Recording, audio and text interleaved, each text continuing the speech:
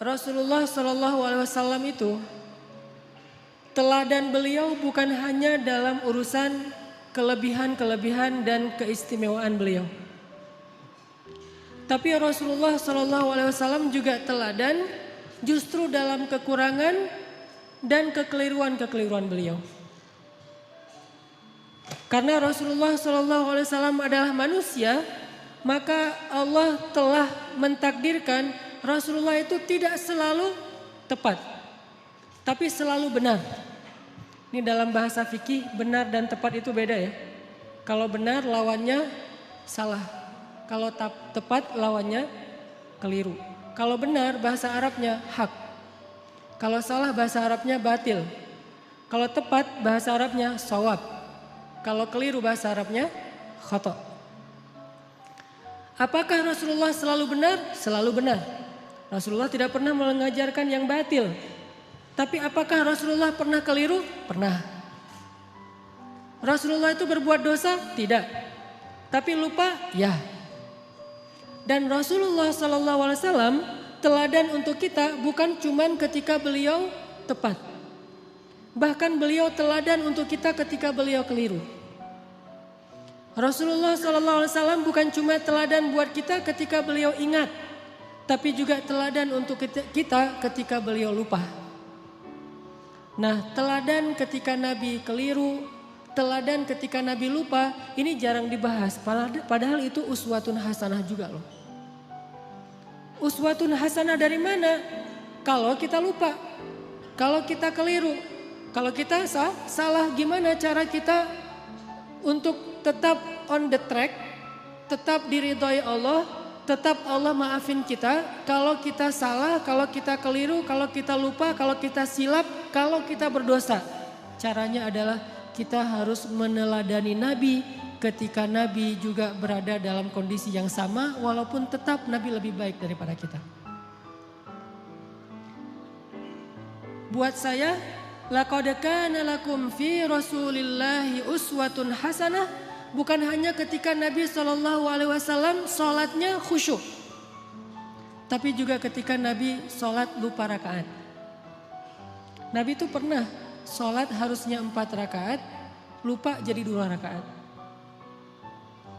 Terus selesai salam 2 rakaat nih, kayak orang sholat qashar. Selesai salam, sahabat nanya, ya Rasulullah apakah kita mengqashar sholat? Kata Nabi tidak. Memangnya kenapa? Kita sholat 2 rakaat loh Rasul. Kata Nabi beneran? Beneran. Tanya ke sahabat-sahabat yang lain, semuanya bilang ya kita tuh sholat 2 rakaat. Akhirnya Nabi berdiri lagi, takbir, melanjutkan 2 rakaat sholat yang tersisa dan menutupnya dengan sujud sahwi. Lupanya Nabi uswatun hasanah.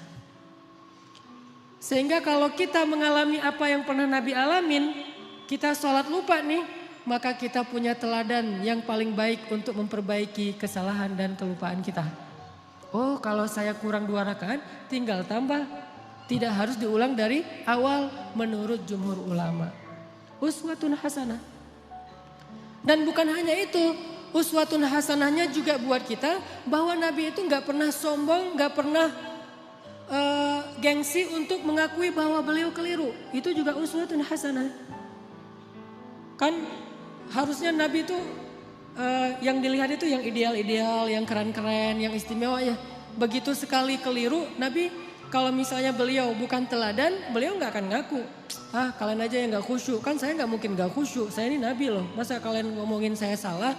Enggak, kalau kayak gitu beliau bukan uswatun hasanah.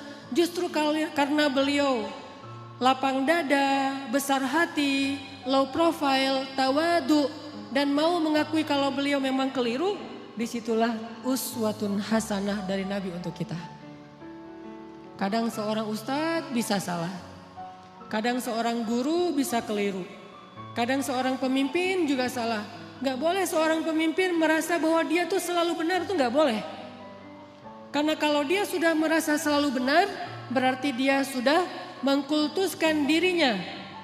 Dan Allah mengatakan fala tuzakku anfusakum huwa a'lamu bimanittaqa. Janganlah kalian menganggap diri kalian suci, artinya enggak pernah salah.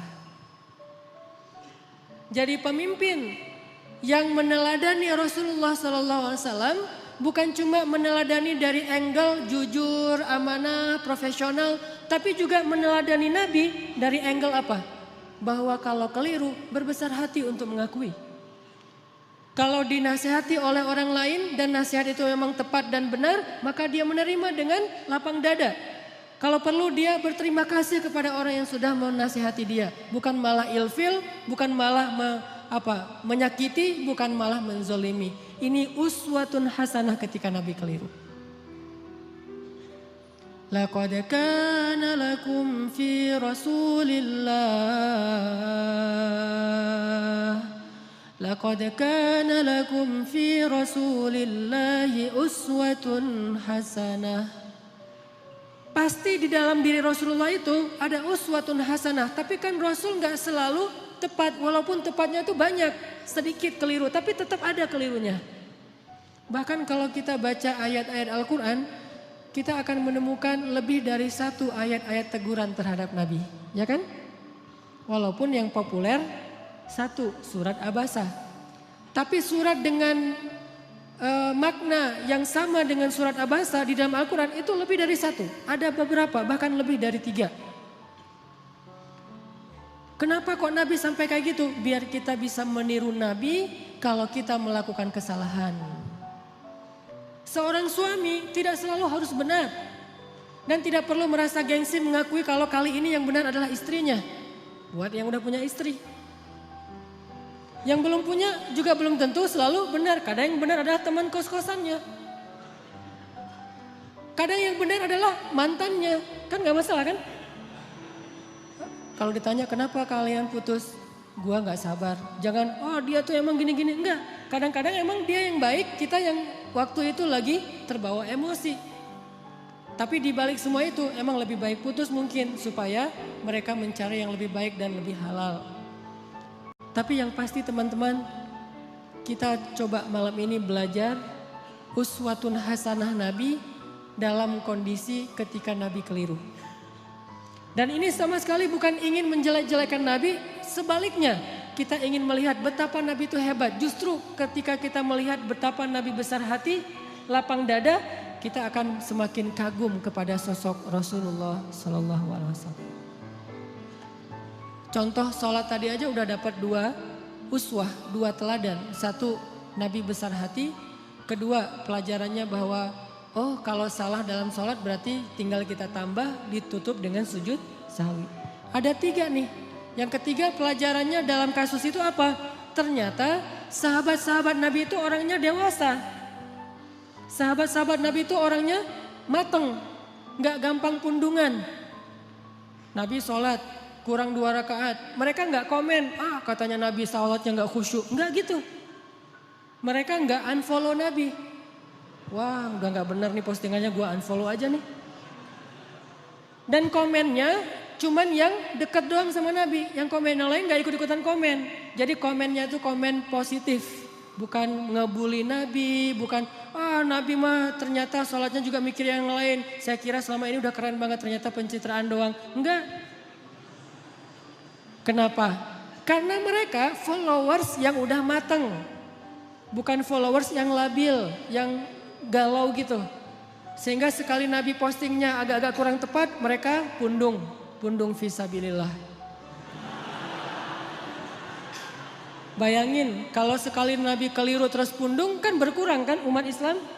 Tidak, yang terjadi justru semakin bertambah. Kenapa? Mereka faham Nabi itu wama Muhammadun illa rasulun qad khalat min qablihi rusul. Dia juga seorang makhluk yang diutus oleh Allah. Kadang dia wafat, Allah menghidupkan dan mematikan, Allah memberi makan, Allah memelihara, Allah membuat dia ingat dan lupa. Semua itu adalah sifat manusia yang melekat pada diri Rasulullah Sallallahu Alaihi Wasallam. Cuma satu bedanya. Beliau Allah jaga dari berbuat dosa, maksum. Dijaga dari berbuat dosa. Jadi Nabi itu gak buat dosa, tapi kalau keliru ya. Lagian keliru itu bukan dosa sengaja. Cuman lupa, cuman salah faham, cuman ijtihad. Sehingga sahabat ketika Nabi keliru, ya udah easy going aja, tinggal bangun, ngelanjutin.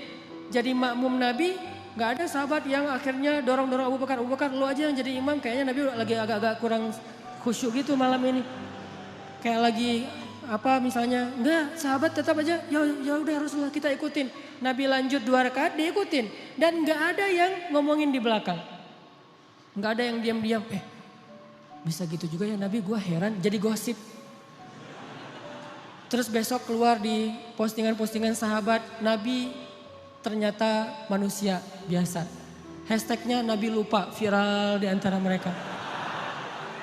Gak usah dibesar-besarkan, itu hal yang wajar. Udah aja mereka lupa. Tapi tetap direwayatkan kisah ini supaya apa? Laqad kana lakum fi Rasulillahi uswatun hasanah. Biar kita bisa niru. Ini angle uswah hasanah yang coba kita terapkan dalam hidup kita. Menyikapi kalau orang lain keliru. Orang lain itu bisa orang tua, orang lain itu bisa guru, orang lain itu bisa teman, orang lain itu bisa pasangan, orang lain itu bisa tetangga, orang lain itu bisa pemimpin, bisa pejabat, bisa siapa aja. Bahkan orang yang paling soleh sekalipun melakukan kesalahan dan kekeliruan. Salah satu di antara ciri-ciri orang bertakwa yang Allah sebutkan di dalam surat Ali Imran 135. Walladzina idza fa'alu fahishatan aw zalamu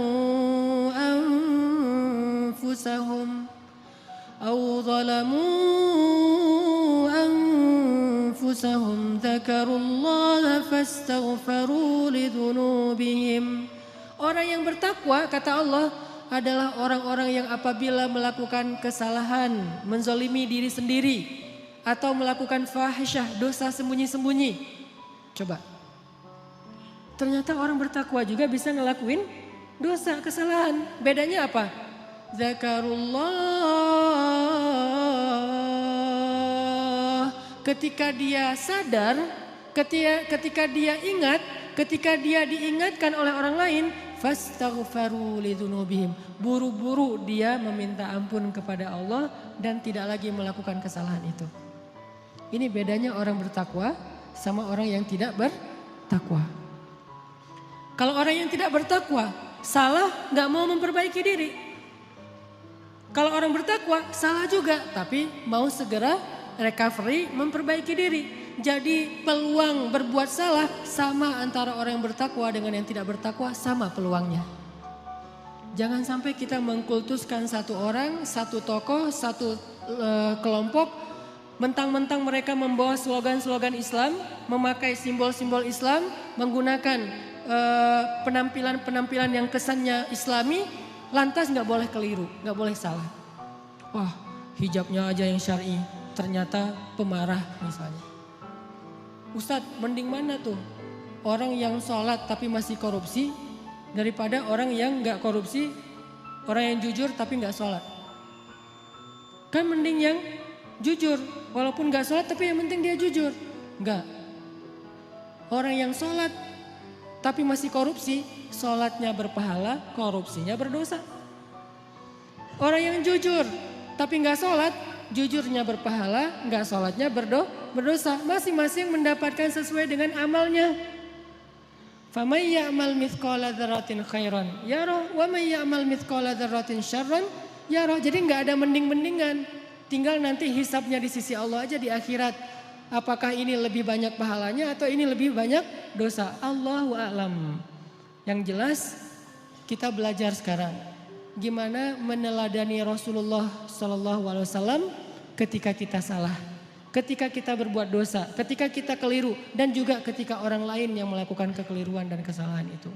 Teman-teman yang dirahmati Allah Subhanahu Wa Taala, belajar meneladani Nabi SAW itu bukan sekedar belajar mendapatkan wawasan tentang perilaku Nabi, bukan.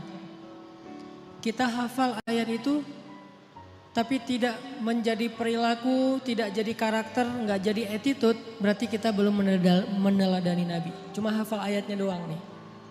Kita hafal banyak hadis Nabi, kita baca banyak sirah, buku-buku tebal tentang sejarah Nabi, tapi tidak merubah attitude kita menjadi lebih baik seperti yang dicontohkan Nabi, kita berarti belum belajar dan belum meneladani Nabi. Cuman tahu doang.